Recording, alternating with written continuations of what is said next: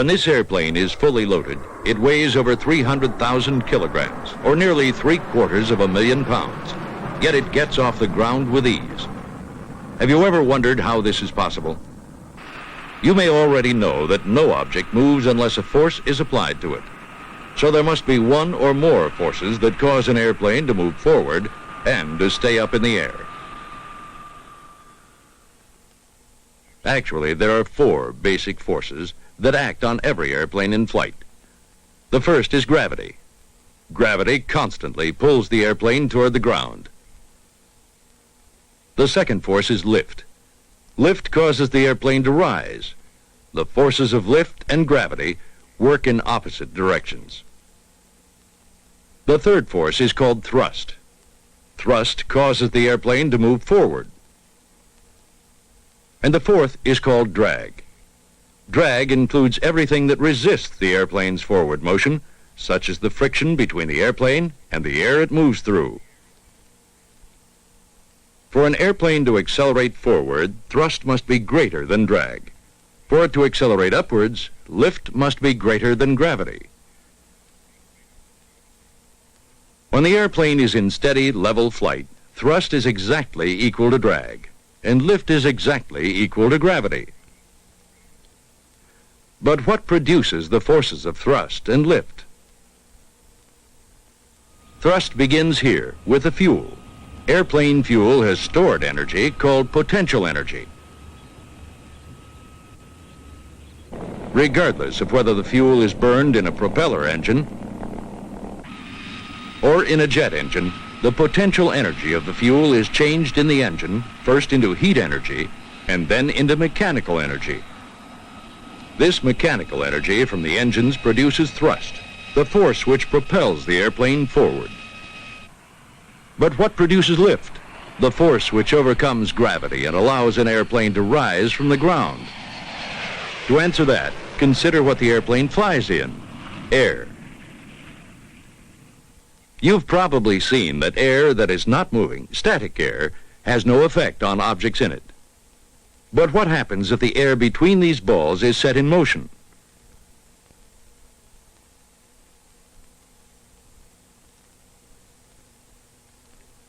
Are you surprised? Instead of flying apart, as you might have suspected, the balls come together. This demonstrates a law of physics called Bernoulli's principle, which states that air pressure decreases as the speed of air increases. And in a similar manner, air pressure increases as the speed of air decreases. Here's another example. Hold a piece of paper by one end and blow across the top of it. The paper rises because the fast-moving air on top has less pressure than the air underneath. The force which elevates the paper is lift. Airplanes use the same principle. From this side view, notice that the airplane wing is not flat on top, but has a curved shape. Because of its shape, it's called an airfoil. An airfoil shape is used for all parts of an airplane which make use of air pressure to lift or control the airplane. What is air pressure? Air pressure is the force exerted by air on every object in the atmosphere.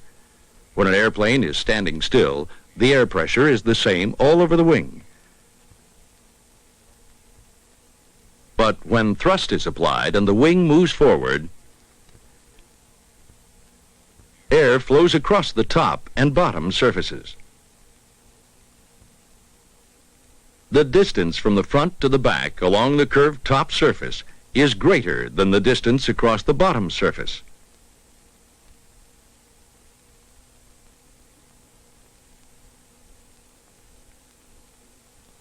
Watch the air flowing over the wing.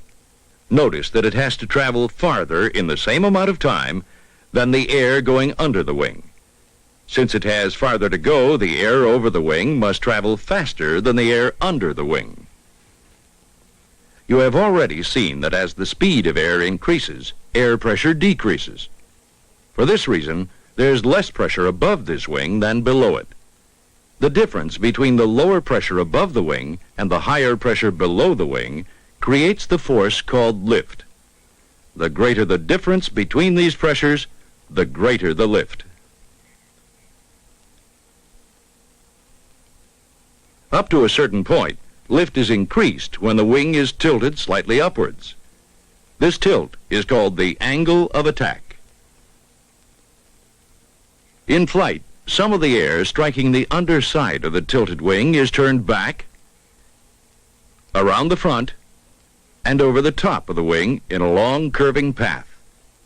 Because of its lengthened path, this air must flow extremely fast to rejoin the air moving a much shorter distance across the bottom of the wing. This great difference in speed increases the difference in the air pressure above and below the wing and greatly increases lift. And so a tilted wing can develop up to 10 times more lift than a horizontal wing. When the total lifting force overcomes the force of gravity, the airplane rises into the air.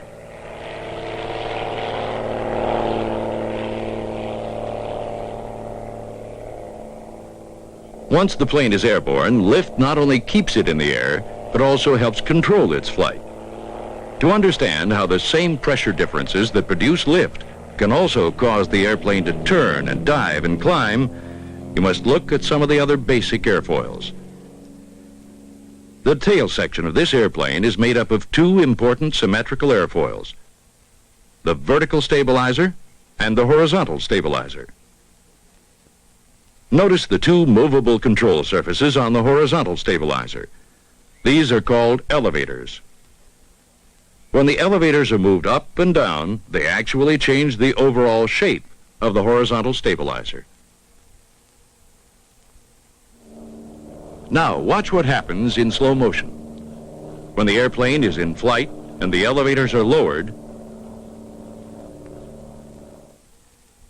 air flowing over the curved surfaces of the airfoil creates a low pressure area on top and a high pressure area below the horizontal stabilizer. Thus, lift is developed. This lift pushes the tail of the airplane up, which in turn forces the nose down. When the elevators are raised in flight, the high and low pressure areas are reversed, so that the tail is forced down and the nose up. This control surface on the vertical stabilizer is called the rudder. The rudder can be moved to the right or to the left.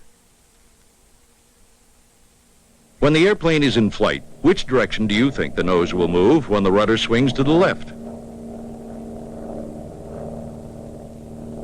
Air flowing over the vertical stabilizer forms a high pressure area on the left side and a low pressure area on the right side.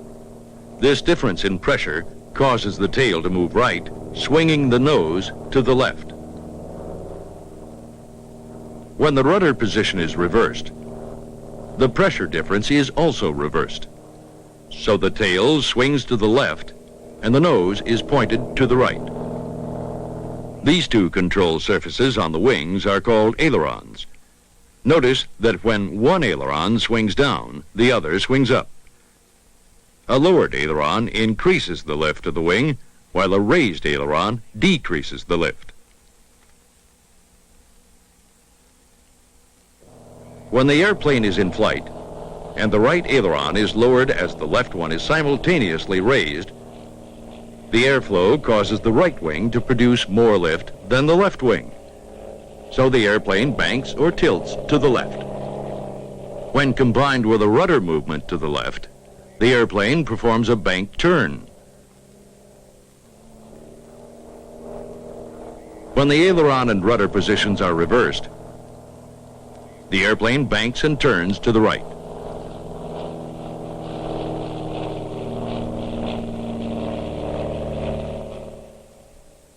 And finally, these control surfaces on the wings are called flaps. The flaps slide back from the wing and at the same time rotate down. This is called lowering the flaps. It changes the shape and also increases the area of the wing. During takeoff, flaps are partially lowered to increase the lift so that the airplane can take off in a shorter distance.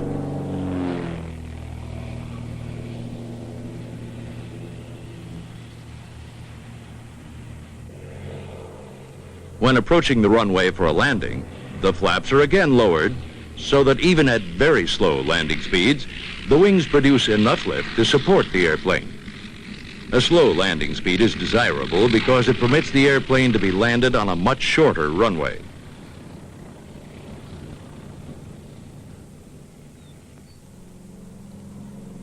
Since maximum lift is especially important on landings and takeoffs, airplanes normally take off and land against the wind. The wind increases the speed of the air over the wings and increases the lift.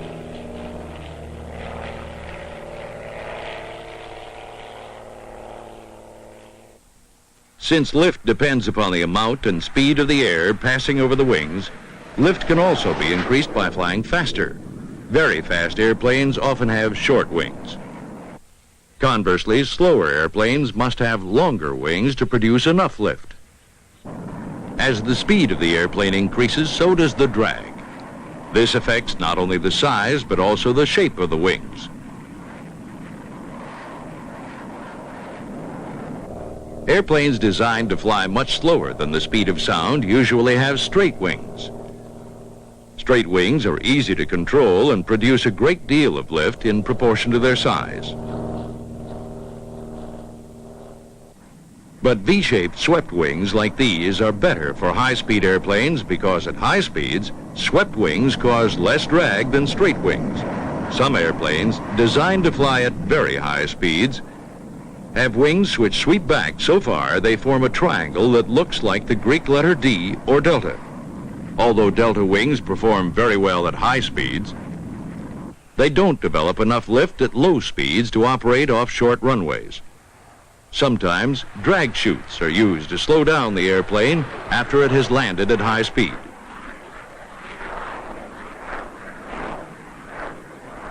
To build airplanes that perform well at any speed, aeronautical engineers have designed wings which are movable, called variable sweep wings.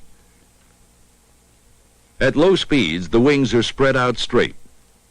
As the airplane moves faster, the wings are swept back, until at very high speeds, they sweep all the way back to form delta wings. So no matter how fast the plane is flying, its wings form the best possible shape for that speed. The basic airfoils and control surfaces on most modern airplanes use these same fundamental principles to keep the airplane in the air and to control its flight. Although no one can be certain about how airplanes of the future will look or how they will operate, one fact will not change. Any airplane that has ever flown or ever will fly must reckon with the same four basic forces: lift and gravity and thrust and drag.